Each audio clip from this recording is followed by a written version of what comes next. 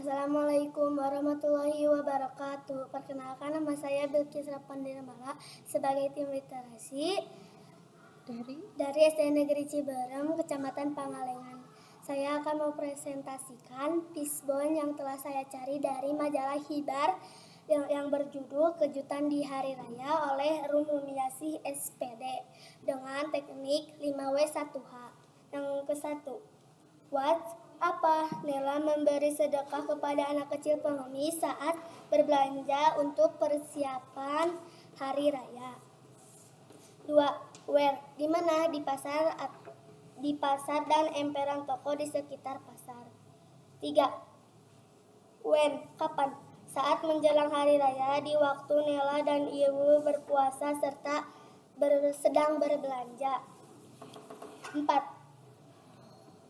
Who? Siapa? Nela, Ibu Nela, anak kecil pengemis, dan pengemis tua. 5.